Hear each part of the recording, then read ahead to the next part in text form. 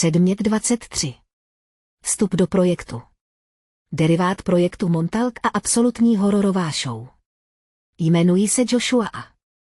Jameson a byl jsem součástí letectva Spojených států v letech 1978 až 1998. První třetinu své služby jsem strávil jako dvojice záchranářů a na to jsem hrdý. Další 2/3 mě požírá uvnitř. Nyní pro začátek vám sdělím, že se budu vyhýbat flair a filler. Poskytnu vám však to málo důkazů, které jsem za ta léta uchoval. Přeskočte, pokud chcete, pravda zůstává stejná. Všiml jsem si, že nechvalně známý projekt Montauk se za posledních pár let stal trochu známějším a většina z nás tento příběh už slyšela. Vojenští vědci unesli děti a vystavili je mučení a všemu, aby se pokusili odemknout vrozené schopnosti. Především schopnost vykouzlit z ničeho něco. Sesterský projekt Montauku, Project Entryway, se i během přibývajících let odmlčel. Nenechám to déle stát.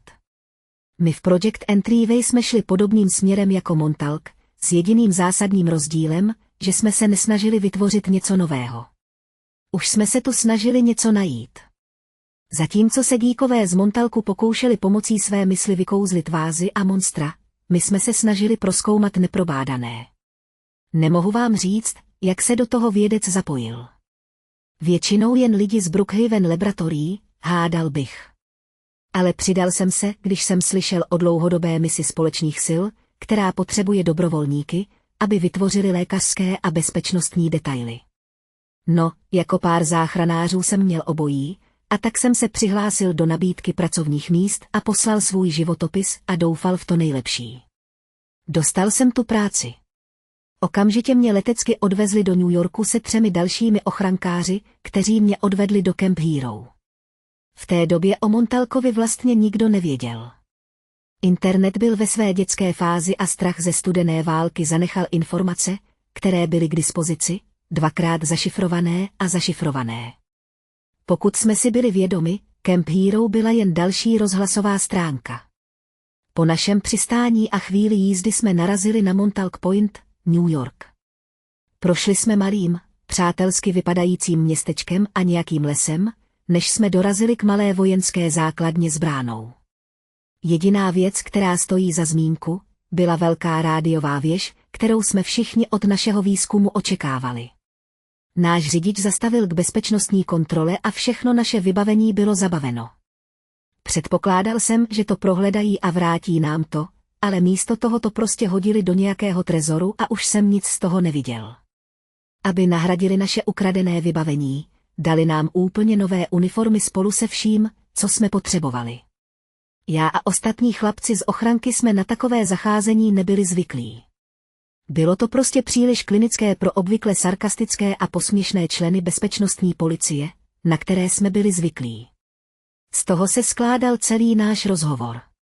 Oni by položili otázku, my bychom odpověděli. Zeptali se, jestli něco nepotřebujeme, a my řekli ne a pak ticho. Nejsem si jistý, jestli chlapci, se kterými jsme komunikovali, věděli, co se děje uvnitř zařízení, ale určitě se s námi nepokoušeli spřátelit. Vzhledem k dostatku času jsme byli připraveni vyrazit. Kapitán odpovědný za zpracování nám řekl, že naše hlášení bude první věcí následujícího rána a abychom se pokusili odpočinout, pokud to půjde. Tehdy nás několik uniformovaných mužů doprovodilo přes pole a do rádiové věže. Když jsme vstoupili do zařízení, šli jsme přímo do komunikačního centra, kde byla jen hrstka mužů, a šli jsme úzkou chodbou. Ocitli jsme se čelem k velkým betonovým dveřím, několik stráží poblíž je otevřelo a odhalilo schodiště vedoucí přímo dolů. Kamkoliv jsme šli, muselo být v útrobách země.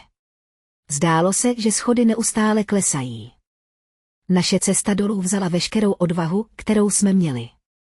Ve vzduchu byla určitá elektřina, která byla nepřirozená. Neměl jsem pocit, že tě někdo sleduje. Připadalo mi, jako bys byl sám. Myslím, že jsme se všichni zhluboka nadechli zatuchlého vzduchu, když jsme dopadli na dno toho schodiště. To, co teď leželo před námi, bylo centrum chodeb a dveří. Kolem chodili lidé v laboratorních pláštích, konverzovali a prohlíželi si nás. Byli jsme vedeni do našich obytných místností, samozřejmě odděleně od členů ochranky Montauku, a znovu jsme dostali pokyn, abychom si odpočinuli. Jedna věc, kterou byste měli vědět o vojenských členech, bez ohledu na to, v jakém oboru, jsme všichni jen děti. Mluvíme, pomlouváme, jsme nevhodní a když nás necháte sami sobě, děláme opak toho, co chcete. Bylo nám řečeno, abychom spali. Proto nám bylo řečeno, abychom si spolu povídali jako blázniví školáci. Tehdy jsem všechny poznal. Byl tam Bobby Wilkerson, bývalý mistr řeči ze státu Washington. Pak to byl Gregory Caparelli, hvězdný univerzitní hráč baseballu z Jersey. A samozřejmě Tanaka Yoshida, dítě japonských vojáků za druhé světové války a největší americký patriot, kterého jsem znal. Co jsem ti řekl jejich jména? Protože si zaslouží být připomenuti. Byli to dobří lidé, kteří prostě chtěli udělat to nejlepší, co na světě mohli. Každý měl sny. Všichni chtěli být něčím, když odešli ze služby. Bobby chtěl být kongresmenem. Georgie chtěl pracovat pro svého otce v jejich dřevařské továrně a Yoshida chtěl odejít do důchodu jako voják Spojených států se všemi poctami. To je ono, to je vše, co chtěli. Po naší krátké, ale závratné výměně slov se nám podařilo usnout, co jsme mohli. Pamatuji si jednu věc, jak jsem tam spal, jakmile zhasla světla, bylo to místo temnější než tma. Byli jsme Bůh ví kolik stop pod zemí a bylo tam absolutně nulové přirozené světlo. Jakmile muž udělal cestu světel, všechna světla zhasla. Po neurčené době muselo udeřit ráno. Všechny nás probudil ochablý a křehký vědec. Představil se jako doktor Grant Hargrove a požádal nás, abychom ho následovali do oblasti experimentu. Procházeli jsme bludištěm jako chodbami a míjeli jsme nejrůznější muže ze všech různých prostředí. Někteří vypadali rozcuchaně, zatímco jiní jakoby zírali do prázdna. Kromě pár šeptů mezi sebou bylo toto zařízení kolem nás mrtvé ticho. Po několika minutách chůze jsme dorazili k cíli, velkým kovovým dveřím s černým nápisem, pod projekt 23 napsaným hranatým písmem. Doktor Hargrove se k nám otočil a začal se svou řečí. Uvnitř těchto dveří strávíte většinu svého času. Nemáme moc finančních prostředků, takže vy 4 budete muset udělat něco pro bezpečnost. Můžete pracovat na podrobnostech sami, pokud budeme mít v této místnosti 2 ozbrojené členy v kteroukoliv danou chvíli, když náš experiment běží. Měl bys převzít titul Skvadron 08-23. Při těchto slovech jsme se na sebe podívali. 4 členové určitě netvořili letku. Při našem pohledu jsme slyšeli, jak Hargrove zabručel, než pokračoval. Ano, dobře vím, že jste jen 4. Je to jen proto, aby poskytl prostor pro případ, že je třeba včas vyměnit členy. Pokud máte nějaké otázky, můžete je položit pouze mně nebo některému z dalších vědců zapojených do dílčího projektu 23. Nikomu, včetně ostatních pracovníků tam dole, nepromluvíte ani slovo o tom, co děláme. Rozuměl? Jeho tón byl věcný a nacvičený. Kdo ví, kolikrát řekl tuto instruktáž a kdo ví, co se stalo s ostatními, kteří tady dole pracovali před námi. Vždycky jsem doufal, že budeme první, ale něco mi říká, že jsme nebyli. Otočil se k nám zády a zadal nějaká čísla do malé klávesnice vedle dveří. Slyšeli jsme několik cvaknutí, jak se zámky uvolnily. Hargrove nám otevřel dveře a my jsme vešli dovnitř. Místnost byla masivní betonový obdélník. Stropy musely být vysoké jako malé hlediště. Jediné stavby uvnitř tohoto zařízení byly hned vedle nás, řada schodů vedoucích k pozorovacímu stanovišti. Dveře, podobné těm, kterými jsme právě vešli, stály nahoře na schodu. Zdálo se, že samotné schody nejsou nic jiného než oslavovaný pojízdný žebřík. V betonové podlaze byly prohlubně, které umožňovaly odsunutí schodů od pozorovacích dveří. Zvláštní, pamatuji si, že když jsou desítky stop pod zemí ve vysoce opevněném zařízení, k čemu by mohla být tato zvláštní bezpečnostní opatření. Na každé z těchto dveří je instalováno 7 magnetických zámků, 4 dělené nahoře a dole a 3 na boku. Každý může odolat síle asi 1500 liber a lze je deaktivovat pouze pomocí kódu dne. Kódy se budou denně měnit, takže se ujistěte, že jste zkontrolovali protokoly v pozorovací místnosti po těch schodech. Zvedl paže s pohledem na zábradlí směrem k vyhlídkové plošině. Pane, jaké budou naše každodenní povinnosti? Slyšel jsem, jak se Bobbyho tichý hlas ptá. Doktor se pokusil o vřelý úsměv na Bobbyho, ale vypadalo to bolestně a nuceně. Doufejme, že vše, co budete muset udělat, je posadit se před nějaké stroje a nechat nás vědce dělat naši práci. Pokud by se nám něco stalo, možná budete muset zajistit bezpečnost nebo pátrací a záchranné operace. Všichni jsme se na sebe podívali a pak zpátky do téměř prázdného skladiště. Jediné, co v pusté místnosti vynikalo, byly nějaké kovové sloupy a trámy zarovnané na opačné straně místnosti, než je vyhlídková plošina. Ze sloupů vedly dráty přímo do betonu nedalekých zdí. Úha, hledat a zachránit. Jako tady. V této místnosti. Georgie je hlasitý italský hlas, který se odrážel v betonové skořápce, ve které jsme se ocitli. Pohled doktora Hargrova se obrátil za nás, jeho oči se rozostřily a zformovaly se do myšlenek. Svým způsobem? Zamumlal tiše víc pro sebe než pro nás. Než to stačil objasnit, dveře do pozorovací místnosti se s cvaknutím otevřely a hlasitě zasténal, když kov bojoval proti pažím toho, kdo tlačil. Ježíši, mám ty dveře, ale opravdu. Když se dveře otevřely, ozval se zpoza dveří hlas a nakonec odhalil muže dobré postavy. Vypadal jako jeden z nás, spíše servisní pracovník než vědec, i když jeho laboratoř spolu vyjadřovala něco jiného. Ahoj všichni, omlouvám se, že ruším. Jmenuji se doktor Carterová a jsem výzkumným vědcem tohoto projektu. Než kývl směrem k Hargroveovi, věnoval okouzlující úsměv. Zaslechl jsem, jak se doktor Hargrove zmínil o záchraně jednoho z nás. To bude nejspíš znamenat mě. V případě, že se něco stane, chci jen říct, že si vás vážím. Vím, že si teď ve tmě, ale budeme tady dole dělat nějaké vzrušující věci. Doktor Carter se znovu usmál a odhalil své perleťově bílé zuby. Doktor Carter byl zjevně více lidmi než doktor Hargrove.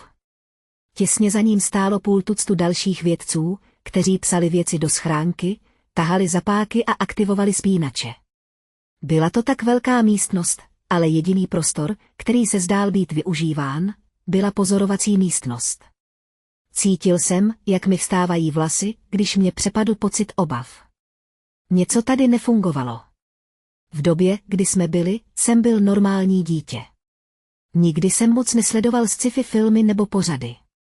Nikdy jsem nevěřil v Boogeyman a věřil jsem, že bezdrátové telefony jsou dílem ďábla. To, co jsem viděl, mě přimělo o tom všem přemýšlet. No, snad kromě té ďábelské části. Takže, doktore Hargrove, pokud by vám nevadilo vystoupit sem a převzít kontrolu, představím těmto chlapům Project Entryway. Doktorka Carterová dychtivě zamířila dolů po kovových schodech a sem tam přeskočila pár kroků. Och, vašim chlapům se to bude líbit. Zamával na nás rukama a pokynul nám, abychom ho následovali. Doktor Carter nás vzal téměř celou cestu na druhou stranu zařízení, než se zastavil a otočil. Viděl jsem, jak se jeho oči setkaly s Hargrovesem v operačním středisku. Carter zvedl ruku a zvedl palec na Hargrova. Možná budete chtít zavřít oči a otevřít je, když vám to řeknu. Většina lidí omdlí poté, co to uvidí poprvé. Mozky to moc zpracovat neumí, ale expozice pomáhá. Viděl jsem, jak si Georgie zakryl oči rukama a otočil se, čímž zahříval rady lékaře. Och, zapomeň na to. Georgie si zamumlal pod vousy a zavrtěl hlavou. Bobby, Joši a já jsme se rozhodli držet oči na prázdné betonové zdi před námi. Během několika okamžiků jsme slyšeli vířivé mechanické zvuky a stroje, které ožívaly z kovových sloupů vyčnívajících ze zdi. Než jsme se nadáli, něco se před námi objevilo, nebo spíše přestalo. Zadní stěna úplně zmizela v hustém a sirupově černém stínu. Zdálo se, že vydává puls, který přiměl naše těla reagovat tím nejhorším způsobem. Připadalo mi, že ať už tato věc, tento stín byl, má sílu vyzařovat příznaky závratě. Každý puls vyslal do našeho mozku vlnu, která nám řekla, abychom se podívali jinam. Viděl jsem, jak Joshi a Bobby vedle mě padli na kolena. Bobby si zabořil hlavu do klína a zacpal si uši, snažil se zastavit pulzování, aby se mu nedostalo do mysli. Podle toho, jak se choval, si nemyslím, že to pomohlo. Tato zeď jsou nyní dveřmi, pánové. Brána do jiné roviny existence. Pokud jste to ještě neviděli, tak se prosím podívejte. Georgie odkryl obličej a otočil se. Okamžitě se jeho tvář změnila na bledou a nemocnou barvu. Dělali jsme testy za testy, abychom to udělali správně. Přivedli jsme vás, protože jsme konečně připraveni poslat člověka. To bych byl já. Doktor. Carter stál před námi se širokým úsměvem na dětské tváři. Jeho zády byly k pulzující černé prázdnotě za ním. Už jsem si nemohl pomoct. Zvracel jsem. Všichni jsme opustili schůzku bez jediného slova. Obdrželi jsme prohlášení o misi a bylo nám řečeno, že testování začne příští odpoledne po ránu kalibrací. Do té doby jsme měli volno. Až když jsme vešli do jídelny, jeden z nás promluvil. K čemu jsme se to sakra přihlásili? Georgie vztekle zamumlal do svého jídla. Nevím, člověče, ale buď pozitivní. Možná to není tak zvláštní, jak si myslíme. Odpověděl Bobby ve snaze uklidnit naši malou skupinku. Ne tak zvláštní. Zmizela zasraná zeď. Sakra pryč. A co zaujalo jeho místo? Zatracený bůh. Joshi ho přerušil, když jeho hlas začínal stoupat hněvem. Pamatujte, co řekli. Nemluvíme o tom, pokud nejsme v té místnosti. Georgie poslouchal Joshiho, uklidnil se a nevěřícně kroutil hlavou. K tématu jsem neměl co dodat. Pořád mi bylo špatně a hlava mi nepřestávala bušit. Bál jsem se rána. Je smutné, že jakkoliv se něčeho bojíte, nezabrání to tomu, aby to přišlo. Probudili jsme se o něco později než obvykle, protože vědecký tým provedl výpočet. Moc to nepomohlo. Myslím, že jsme byli všichni ještě otřeseni tím, co jsme viděli den předtím. Ve světle toho jsme se všichni shodli, že každý z nás se posadí a uvidí, co se bude toho rána dít. Popadli jsme zbraně ze zbrojnice a zamířili do projektové místnosti. Jakmile jsme byli uvnitř, viděli jsme téměř 3krát, jak předchozí zaměstnanci chodili tam a zpět. Museli mít celou vědeckou divizi projektu připravenou na to, co se mělo stát. Posadili jsme se na několik míst poblíž schodiště pozorovací místnosti a zpovzdálí sledovali práci mužů. Mezi všemi laboratorními kódy běžícími tam a zpět jsme viděli muže, který vypadal, jako by přiletěl přímo z měsíce. Měl silně vycpané a uzavřené oblečení širokým kšiltem. Nešlo ho jinak popsat. Vypadal jako astronaut.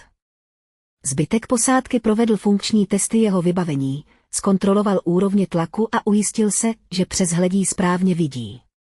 Několik laboratorních techniků vytáhlo velký kus stroje s velkým svazkem připojených drátů a trubek.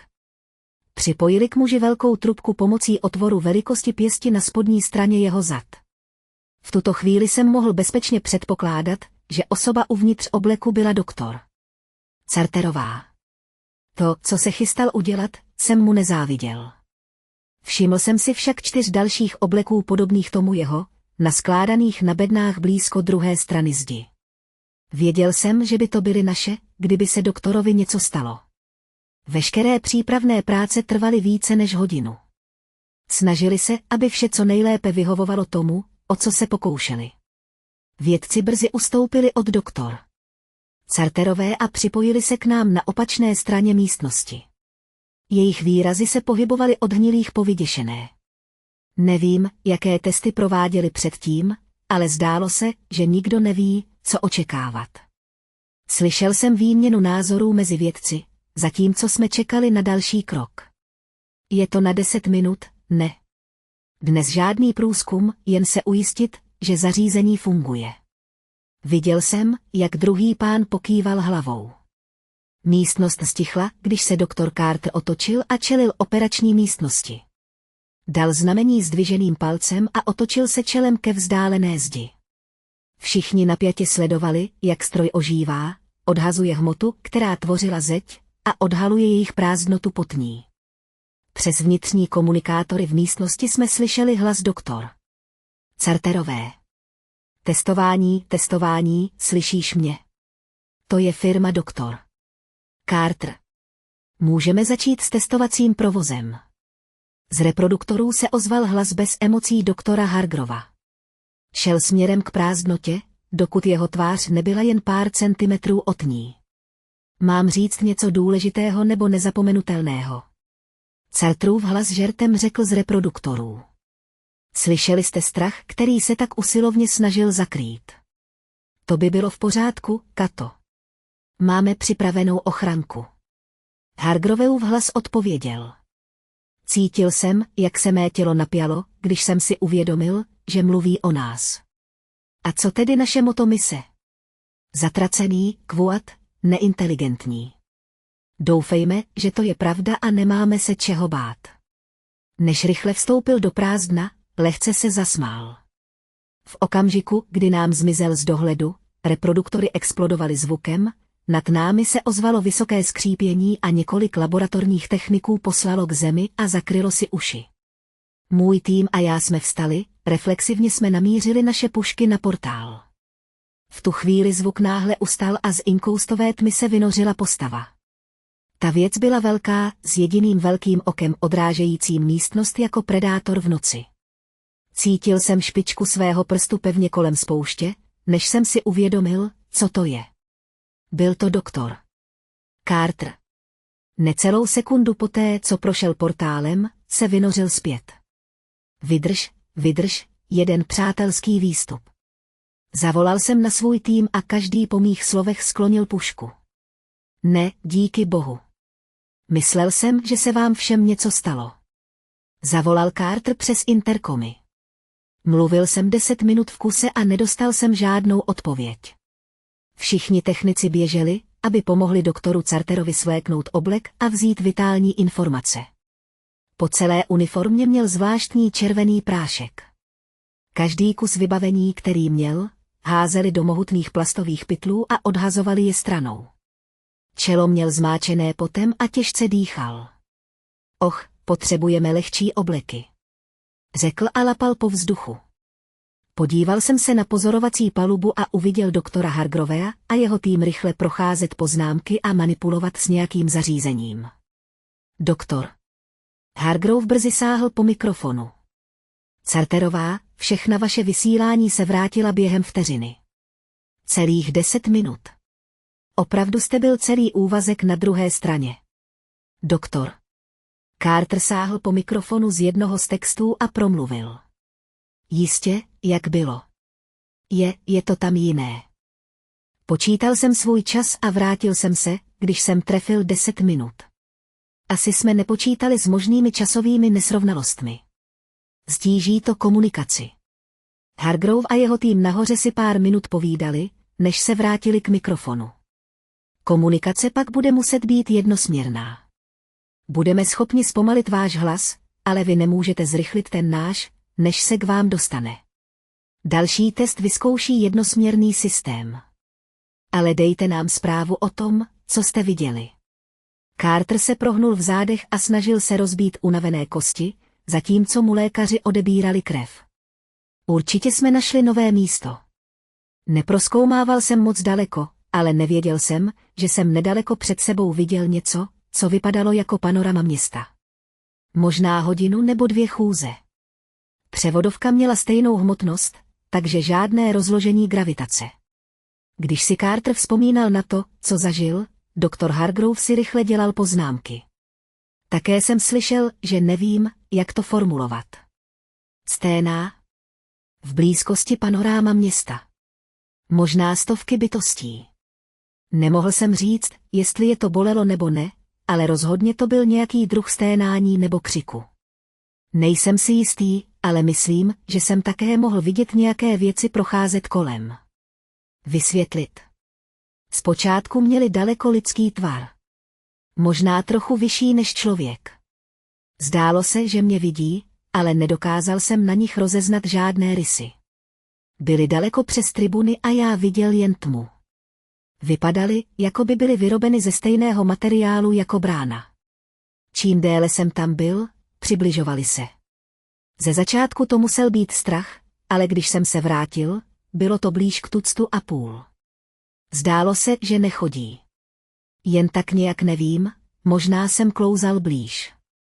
Cítili jste se jimi ohroženi? Ne, zpočátku to vypadalo, že je jen pozorují. Nejsem si jistý, jestli se mnou chtěli navázat kontakt nebo co, ale necítili se dobře. Jsou jako ty nebo já. Prostě jsou.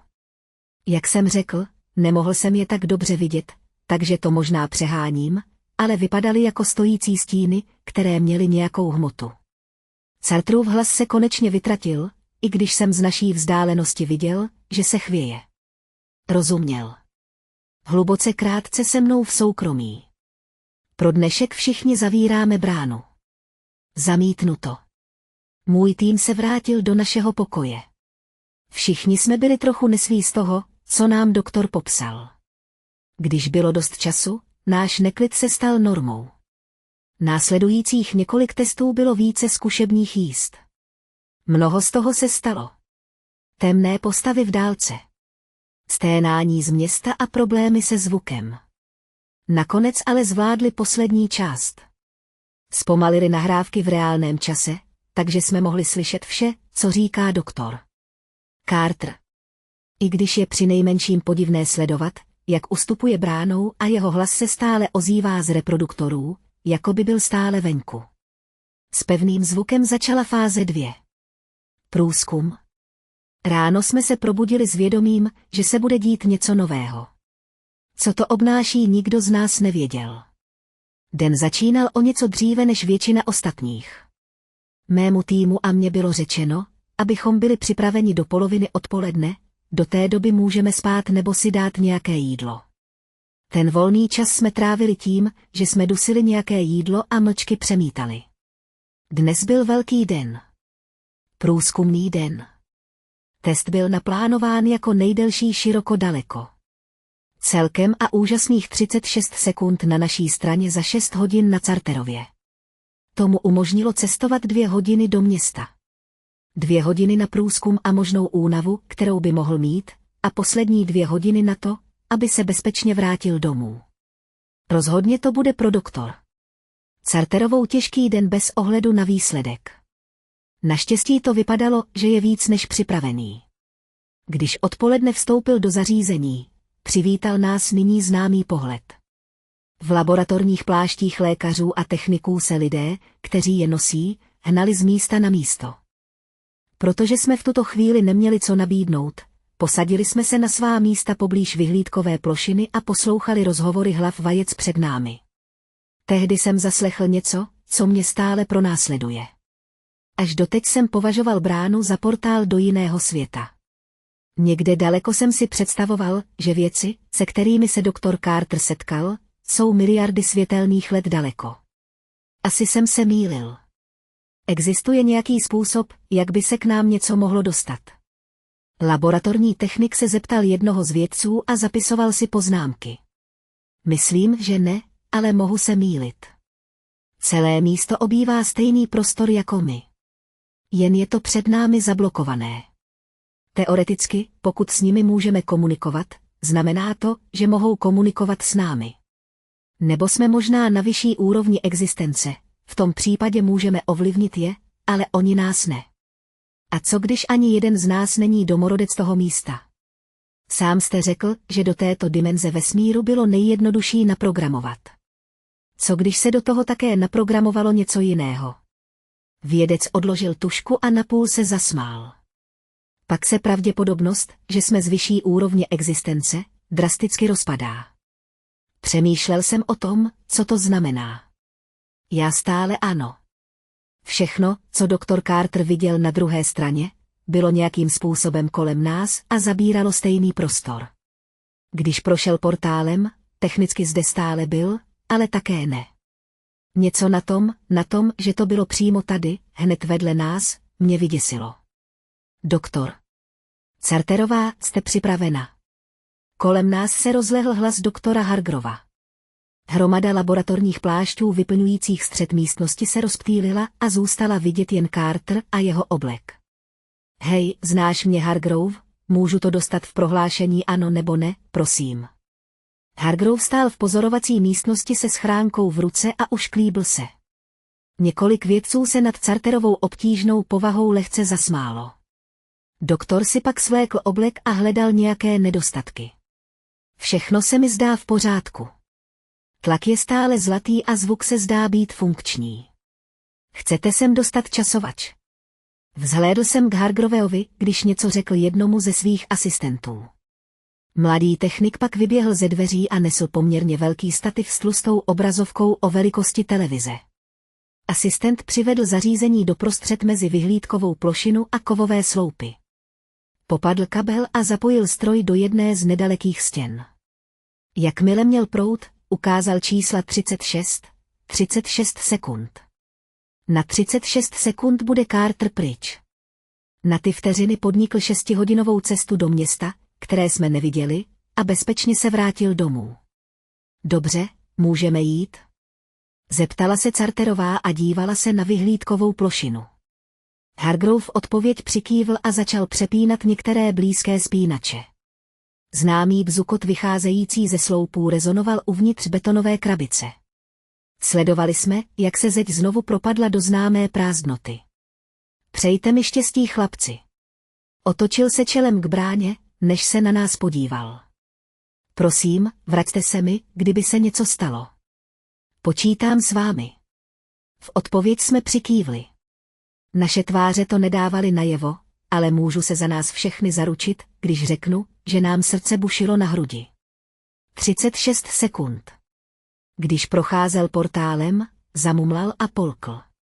Hargroveův asistent stiskl tlačítko na pultu a půlminutové čekání začalo. Doufám, že mě slyšíte. Touhle dobou to pro tebe byl pravděpodobně zlomek vteřiny, ale já jsem se vydal k obleku. 27 sekund. Stínoví muži jsou stále tady. Stále daleko, ale jsou čelem ke mně. 19 sekund. Už teď můžu říct, že na těchto oblecích musíme zapracovat. Ježíš, tohle bude dlouhá procházka. 12 sekund. Mělo by to být docela blízko času, kdy se vrátím, co? Podívej se na mě. 4 sekundy. V tuto chvíli jste mohli vidět, jak nám po čele stéká pot. 4 sekundy znamenaly 40 minut pro Cartera. Měl spoustu času, aby se vrátil, ale když viděl jednocéferné odpočítávání z časovače, vyvolalo to pocit paranoje. Když hodiny klesly na nulu, z reproduktorů se ozvalo hlasitější rezonující pípnutí. Preventivně to znamenalo, že jsme měli v případě nouze okamžitě zařadit. Můj tým se rychle zvedl ze sedadel a spěchal do zásobovací oblasti. Laboratorní technici už byli připraveni s našimi obleky. Jakmile jsme se dostali k převodu, z portálu se ozvalo slabé sání. Všichni jsme otočili hlavy a zamířili k bráně. V nule stála veškerá výbava, která Carterovou tvořila. Pomalu se plížil kupředu nohama a lehce se vlekl pod tíhou obleku. Vypadal, jako by ho něco bolelo. Rychle mu sundej výstroj a dej mu trochu vzduchu. Zavolal jsem na technika stojícího poblíž našeho zařízení. Šokovaně se na mě podívali. Nebyli zvyklí na to, aby je šéfovala ochranka. Naštěstí si všimli naléhavosti v mém tónu a přiběhli na pomoc. Carterová tvrdě spadla na betonovou podlahu. Spod něj se ozvalo hlasité tlumené bouchnutí. Oba lékaři a jejich asistenti rychle přispěchali. Já a ostatní kluci jsme si vyměnili pohledy. Měl jsem nějaké lékařské zkušenosti, ale nic jako lékaři kolem nás. Slyšel jsem, jak mu rozepínají řemínky kolem obličejové masky, než mu ji strhli. Ze své pozice jsem viděl jen několik mužů padajících dozadu s zděšenými výrazy ve tvářích. Rychle jsem běžel, abych viděl, co se děje, ale objevil jsem prázdnou čelní desku. Jak sundávali stále více Carterova vybavení, objevovali stále méně a méně. Carter uvnitř nebyl. Nic nebylo. Zařaďte. Zavolal jsem na svou posádku. Doktor Carter byl nezvěstný a naším úkolem bylo ho najít. Naši zásobovači se vrátili a začali nám pomáhat oblékat si výstroj. Kompletní vybavení trvalo asi 10 minut. To znamenalo, že doktor Carter byl na jeho straně téměř 4 dny nezvěstný. Jeho hlas se však stále ozýval z interkomu a nemluvil o ničem jiném než o chůzi směrem k městu. Měl jsem pocit, jako by k nám mluvil duch. Hargroveův hlas se ozval z reproduktoru jedovatým tónem. Vaším primárním cílem v tomto bodě je najít vizuální nahrávky doktor Carterové. Druhotnou prioritou je najít jeho osobu. Rozumíte? Jakmile najdete jeho nahrávky, přineste je zpět. Vizuální záznamy. Pamatuji si, jak jsem si pro sebe mumlal. Pak mi to došlo. Po každé zprávě Carter měl soukromé setkání s Hargrovem. Tato setkání musela být ukázkou vizuálních nahrávek, které Carter získal. Měli nás v našich uniformách místo připravených a připravených v oblecích. Čím déle nám trvalo, než jsme se zařadili, byla větší šance, že cokoliv Carterovou pohnulo, když za sebou nechalo důkazy. Doktor Carter musel vědět, že naší hlavní prioritou nebude jeho záchrana. Proto nás osobně požádal, abychom ho vyhledali a přivedli zpět. Hargrove se staral jen o svůj domácí mazlíček, ne o nikoho zúčastněného. V tu chvíli jsem cítil, jak se mé ruce zatínají v pěst a sleduji, jak každá z jejich reflexních přilep dělá totéž. Byl čas začít naše skutečné poslání. Každý jsme se přiblížili k bráně. Zblízka to vypadalo jinak a bylo těžké na to zaostřit oči. Zdálo se, že každý milimetr temné hmoty explodoval ven a pak se stáhl zpátky dovnitř. Prázdnota byla v neustálém a věčném pohybu. Když jsme se přiblížili k bráně, zdálo se, že dehet, ze kterého byla vyrobena, se natáhl jen o kousek dál, jako by se snažil natáhnout ruku a vtáhnout nás dovnitř. Potlačil jsem své nutkání pokusit se utéct před tímto bohem kvůli misi a kvůli tomu, aby to udělal můj tým. Bez dalšího slova jsme vešli dovnitř. Doktor Carter nikdy neprozradil ten pocit, který máte, když vstoupíte do brány.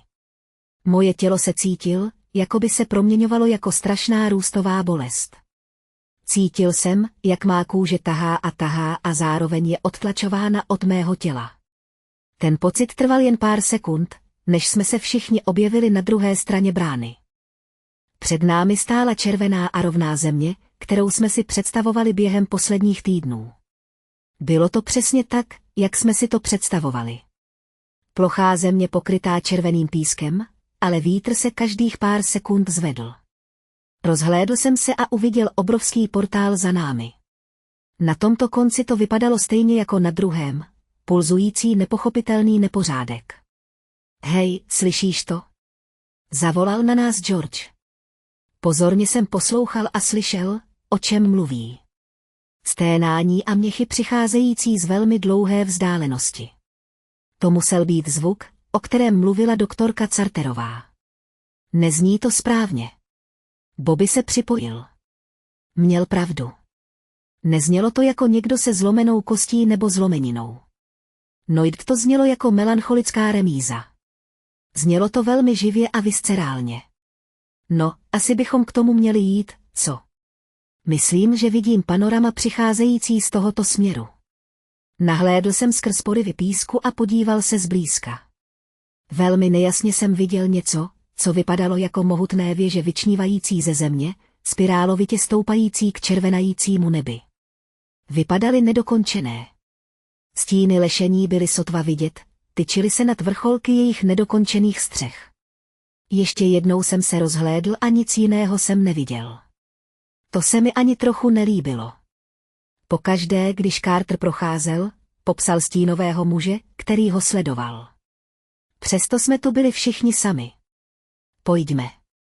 Přikázal Joši a já přikývl na souhlas. Čím dříve se vydáme do města, tím dříve se můžeme vrátit domů. Tak naše procházka začala. Rád bych řekl, že jsme viděli věci tam venku, jiné budovy, lidi, stvoření, ale faktem je, že jsme neviděli nic jiného než to stále rostoucí město před námi. Věže, které jsme kdysi viděli, se vyjasnily, stejně jako budovy pod nimi. Byli jsme asi 10 minut za městem, než naše nohy dopadly na chodník. Pod červeným prachem země se skrývala dlouhá cesta, která sahala přímo do města. Když se zmocnil silný poryv větru, prach se posunul a odhalil reflektory světla vozidla a bílé čáry. Když jsem si vzpomněl na to, co řekli vědci, přeběhl mi mráz po zádech. Byli jsme stále na zemi. Jen jsme nebyli na našem obvyklém místě. Odsunula jsem tyto pocity stranou a tlačila se dopředu. Když jsme se na naší procházce blížili k první budově, všiml jsem si materiálu, ze kterého byla vyrobena. Sklo, kámen, cihly, všechno, co jsme používali doma. Přesto jsem na celé naší procházce neviděl nic, co by mohlo určit, odkud tyto materiály získaly. Natáhl jsem se, abych ucítil budovu pod rukou v rukavici a hlas mě vyděsil zpět do reality. Sakra! Zavolala Georgia. Naše hlavy sledovaly jeho pohled. Před námi, pár desítek metrů po silnici, byl jeden ze stínových mužů, o kterých se Carter zmínil. Ať už to bylo cokoliv, zdálo se, že sem nepatří. Tělo bytosti začalo pulcovat a zuřivě se třást. Zdálo se, že je vyrobena z méně stabilní verze naší brány. Nakonec se to natáhlo, rychle se stalo průsvitnějším, než nám zmizelo před očima. Co to bylo? Tohle se mi nelíbí. Zašeptal Bobby tiše a hlas mu pod jeho úzkostí skřípal. Kde vůbec začneme hledat? Zeptal se Joši přímo mě, evidentně se snažil udržet soustředění na misi. No, kdybych zůstal celý den u toho portálu a viděl bych jen panorama tohoto místa, zkusil bych jít do největší věže, kterou jsem viděl. Ostatní se podívali dopředu. Pár mil před námi byl největší mrakodrap ve městě. Pojďme tedy ven, řekl Bobby a pevněji sevřel pušku v rukou. Šli jsme pustými ulicemi obklopeni ničím jiným než křikem.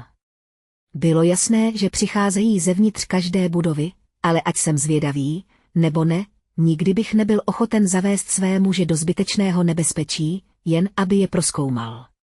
Stačí k tomu jaký řez. Hlas zašeptal, řekli jste něco. Zeptal jsem se. Věděl jsem, že jsem pod všemi těmi víjícími hlasy kolem nás něco zaslechl. Všichni z mého týmu zavrtěli hlavami a pokračovali. Vidíš nás? Hej, přestaň chodit. Vím, že jsem něco slyšel. Vyštěkl jsem, když jsem se začal rozhlížet. Už sníš? Tenkrát jsem to slyšel přímo v uchu. Ne na vnější straně mého obleku, ale tam, se mnou, jsem skoro cítil, jak se mi jejich dech obtáčí kolem obličeje.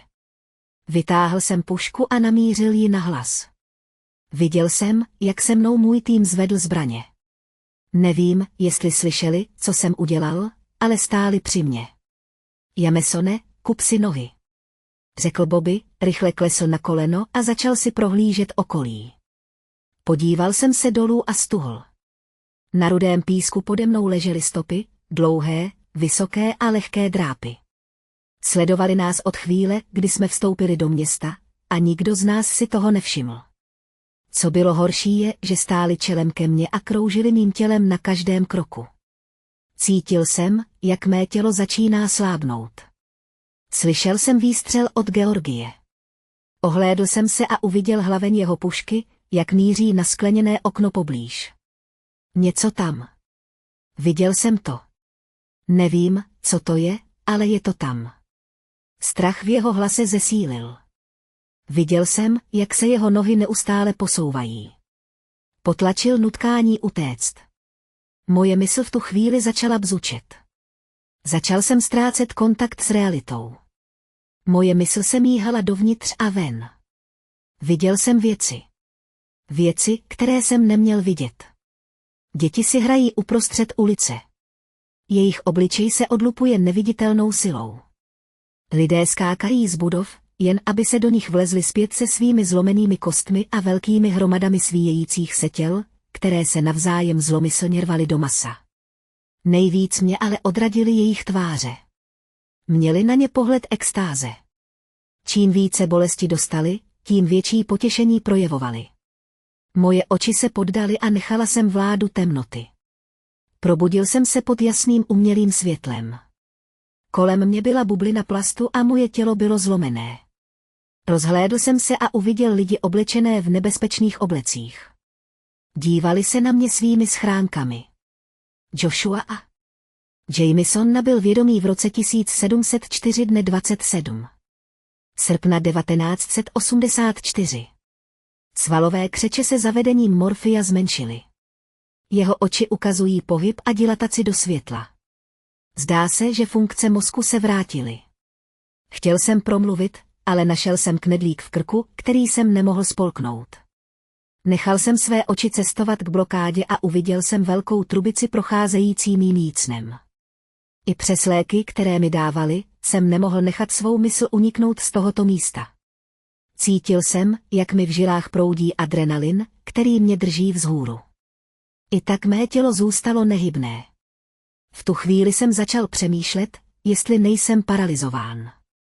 Joshua? Slyšela jsem volat známý hlas. Tohle je doktor Hargrove. Vy a váš tým jste byli pryč 1 minutu a 58 sekund na naší straně. Podařilo se nám vás namotat na používání vašich hadiček na podporu života. Pamatuješ si něco? Hargrove nasadil svůj nejlepší soucitný hlas, zatímco se schovával za svou nebezpečnou maskou. Začal jsem cítit, jak můj zrak začíná znovu vibrovat. Viděl jsem, jak se na mě Hargrove znechuceně dívá, než dal sestře znamení, aby mi dala další léky. Než jsem se nadál, byl jsem zase venku. Když jsem se příště probudil, moje tělo reagovalo na mé příkazy. Stále jsem cítil bolest, ale dalo se to zvládnout. Tentokrát jsem byl připoután k židli v kanceláři doktor Hargrove.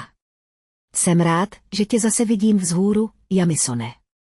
Omlouváme se za naši předchozí schůzku. Jen jsem byl trochu přehnaně horlivý na odpovědi. Od té doby se naše důvěrné podmínky zlepšily. Tak mi řekni, pamatuješ si, co se stalo? Snažil jsem se mluvit, ale cítil jsem bodavou bolest v krku. Díra, kterou mi vyřízli do krku, se stále hojila. Ne, prosím nevysvětlujte. Mám rád jednoduché odpovědi jako ano nebo ne. Zvedněte prsty na pravé ruce, pokud ano, na levé, pokud ne. Rozuměl. Snažil jsem se zvednout prsty na pravé ruce. Cítil jsem, jak mi praskali a vráželi pod kůži. Cítili se nevyužití a slabí. Dobře, Joshua. Takže zpět k mé první otázce. Vy. Odřízl jsem je a zvedl prsty na levé ruce. Dobře, poznamenám si to. Víte, co se stalo vašemu týmu? Znovu jsem zvedl prsty na levé straně. Děkuji, Joshua. Chci zjistit, jestli je možné nakopnout vaši paměť zpět do akce. Máme videozáznam toho, co se tam dělo. Ukážu vám to a pokud si dokonce na něco vzpomenete, dejte mi vědět. Hargrove se usmál na tenké rty, než přešel k televizi. Vytvořil poměrně velké DVD a vložil ho do videopřehrávače. Vím, že většině z vás to nepřipadá jako velký problém, ale tohle byla 80. léta. DVD v tuto chvíli oficiálně neexistovalo. Zatímco si spal, pokračovali jsme a vystřihli jsme většinu záběrů, které jsme považovali za nepotřebné.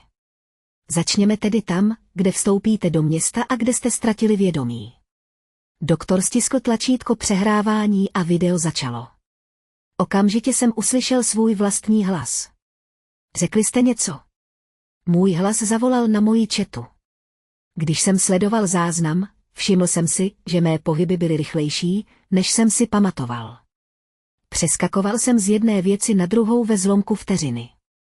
Nakonec jsem se ohlédl na své partnery a oni v odpověď zavrtěli hlavami. Začal jsem jít ještě pár stop, než jsem se znovu zastavil a vykřikl na svou skupinu. Hej, přestaň chodit. Vím, že jsem něco slyšel. Viděl jsem, jak kamera skočila, když jsem sebou trhl dopředu a zvedl zbraň blízko úrovně očí. Video se rychle přesouvá tam a zpět mezi tím, jak se dívám na střechy a blízké budovy. Vyslovil jsem další slovo Bobbyho. Video mířilo k rudému písku u mých nohou, na videu se stále objevovaly známky talentu, což mi přineslo slabý pocit úlevy, když jsem pokračoval ve sledování. Když Georgie vystřelila z jeho náboje, ozvala se hlasitá rána. Podíval jsem se na něj, když namířil pušku na prosklená okna poblíž. Podíval jsem se pozorně na záznam a přísahal, že se stín uvnitř budovy pohyboval. A stínem myslím každé jeho poškození. Mohutná masa prázdnoty blokovala jakékoliv světlo, které se dostalo dovnitř. V tomto okamžiku se kamera začne kývat sem a tam, jak moje nohy začaly ztrácet pocit pevnosti pod nimi. Zhroutil jsem se na jedno koleno a začal těžce dýchat a vydechovat. Tým Sene, jsi v pořádku? Jo, zeptala se a natáhla se ke mně. Vzhlédl jsem k němu a přikývl. Od této chvíle si nic nepamatuji. Jo, jsem v pohodě. Jedeme dál. Ten hlas jsem byl určitě já, ale rozhodně jsem si na něj nepamatoval.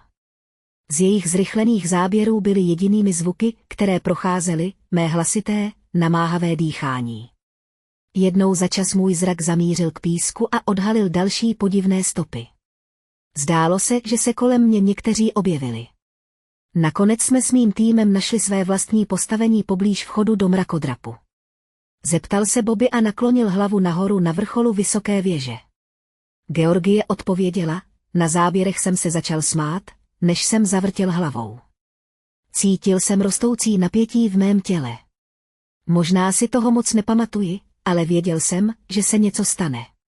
Řekl jsem, když jsem ukázal dolů na naše kabely pro podporu života, doktor Hardgrove řekl, že bez nich máme asi hodinu, během které se můžeme pohybovat a prozkoumávat. Podíval jsem se na Joshiho a uviděl odraz své tváře v jeho kšiltu. Usmíval jsem se. Dobře, sundáme ho a zamíříme nahoru. Georgie řekla, když uvolnil hadičku, ostatní ho následovali. Kamera sjela dolů a ukázala mi, jak rozvazují kabely na zádech. Něco bylo špatně. Přímo blízko mých zad byla trhlina v látce. Byl jsem úplně kompromitován. Poté, co jsme rozvázali svá pouta, jsme vstoupili do budovy. Zdálo se to dost jednoduché. Byla to jen tmavá hala s místem pro sekretářku a velkým salonkem. Prošli jsme kolem stolu, než jsme došli ke schodům vedoucím nahoru. Neexistuje žádný způsob, jak bychom mohli dojít na vrchol se vším oblečením, alespoň ne za hodinu. Řekl jsem skupině, možná existuje jiný způsob. Šli jsme zpět blízko vchodu, než jsme spatřili dva malé výtahy. V pekle není žádný způsob, jak se probudit. Řekl Georgie, když k ním šel. Slyšel jsem, jak se mi z úst zachychotalo, než jsem natáhl ruku k tlačítku výtahu. S cinknutím se dveře otevřely a ucítili dvě malé výtahové kabiny. Tomu nevěřím. Bobby si zamumlal pod vousy. Pokynul jsem skupině, aby se sešla. Začneme nahoře a půjdeme dolů. Pokud tam doktor nebude, mohli bychom ho vidět horními okny. Také to vypadá, že se budeme muset na chvíli rozdělit. Bobby a Georgie, vyjeďte výtahem doprava. Já a Joshi vlevo. Sejdeme se v nejvyšším patře. Posádka přikývla a jejich tvář neukázala nic jiného než důvěru v mé vedení. Prosím, zastavte tento tvrdý růst. Vyjekl jsem, bolest mi naplnila hrdlo. Už ne, prosím. Hardgrove se na mě podíval s falešnou lítostí ve tváři. Pamatuješ si na Joshu? Chtěl jsem říct ne, ale věci se začaly vracet. Mezitím se záběry točily dál. Bobby a Georgie se váčkli do výtahu vedle našeho, zatímco Joshi se váčkl dovnitř se mnou. Slyšel jsem, jak se výtah vedle nás zaklapl, ale můj pohled se obrátil k Joshimu. Jdeme, Jamesone? Zeptal se mě. V očích měl zmatek. Znovu jsem v jeho hledí uviděl svou tvář. Moje rysy se zmocnil živočišného úsměvu. Sáhl jsem po pušce, když se Joshi přitiskl ke stěnám výtahu. Jedním švihem jsem ho udeřil pažbou pušky do obličeje, rozbil jsem natlakované skleněné stínění a probodl mu lebku střepy. Zhroutil se k mým nohám, zjevně v bezvědomí, ale nemrtvý. Zíral jsem dolů na jeho zhroucenou postavu a otočil jsem puškou. Modlil jsem se, abych ho zastřelil a bylo to, ale věděl jsem to lépe. Vzal jsem pušku a začal jsem opakovaně ucpávat hlaveň Joshiho obličejem. Každý příraz způsobil, že jsem zavrčel, jako by to byla nějak Joshiho chyba. Jakmile jsem si byl jistý svou ruční prací, zvedl jsem hlaveň své zbraně k obličeji a namáhavě a vydatně se zasmál, když toto maso odkapávalo po kovu pušky. Brzy poté jsem jeho tělo vytáhl do haly a vytáhl jsem z hamburgerového masa, které tvořilo jeho hlavu, kus vystuženého skla. Pak jsem vyšel k postrojům na podporu života a začal jsem je každý rozřezávat. Jak se mi podařilo, že chodidla mě zarazila, byla na ně aplikována síla v hodnotě stovek liber, ani gorila by je nedokázala rozřezat na kusy, jako jsem to dokázal já.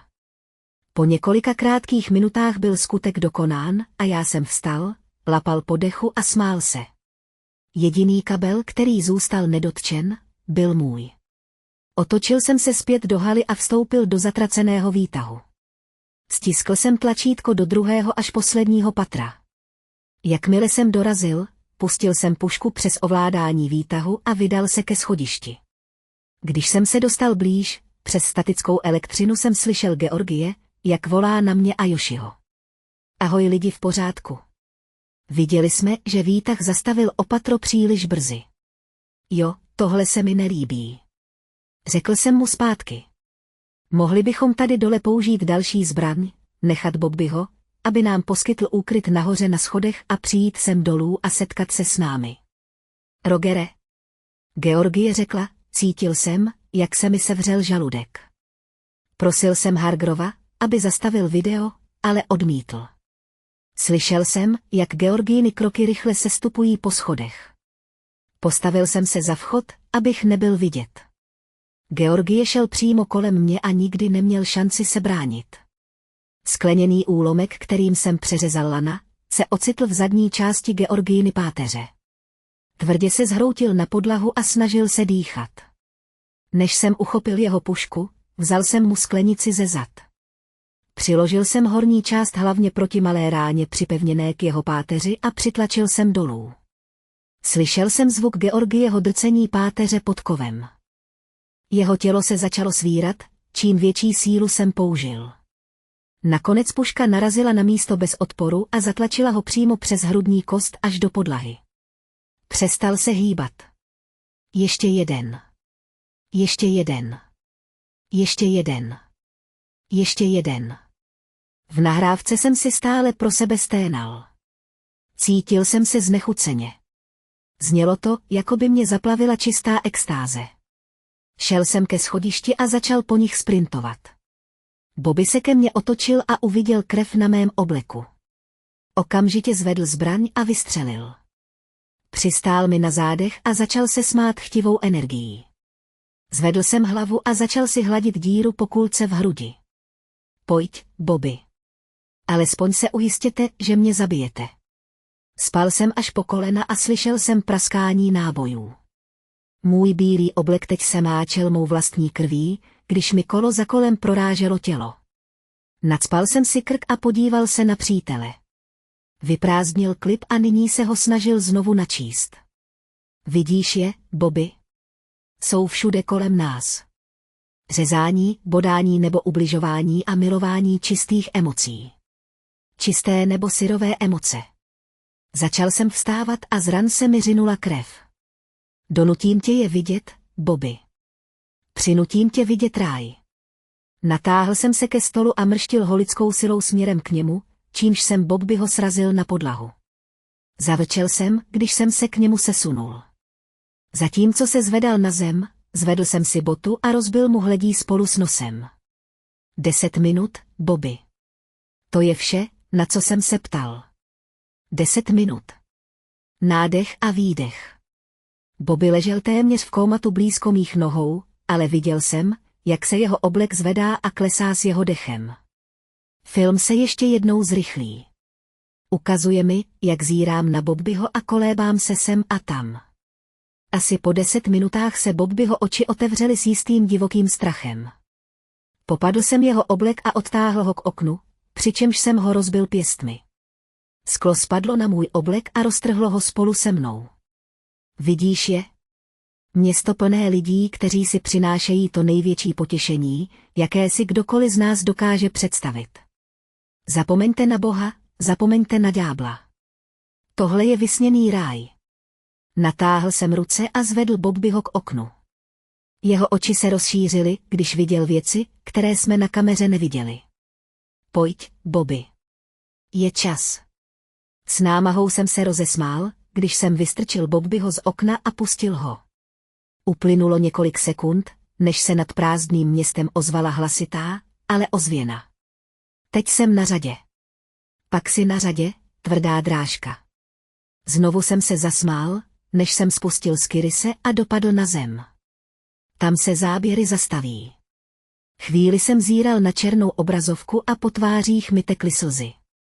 Zabil jsem Bobbyho, Georgieho a Joshiho. Zabil jsem je bez důvodu a ani jsem si nemohl vzpomenout, že jsem jim to udělal. Zasloužili si být připomenuti. Hartgrove mi položil řadu otázek, všechny byly poměrně standardní a na většinu jsem nedostal odpověď.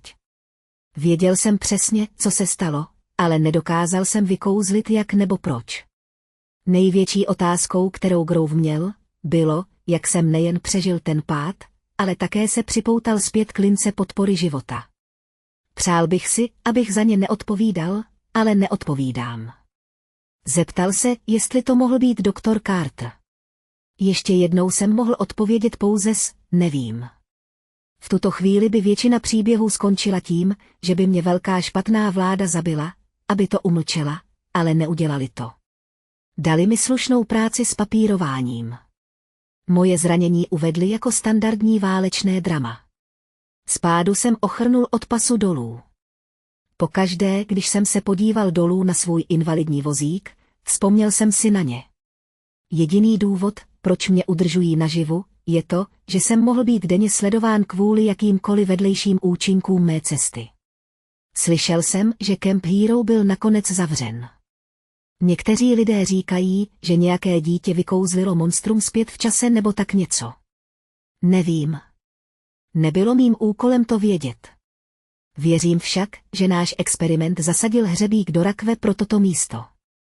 I když nemám tušení, co se stalo poté, co jsem odešel.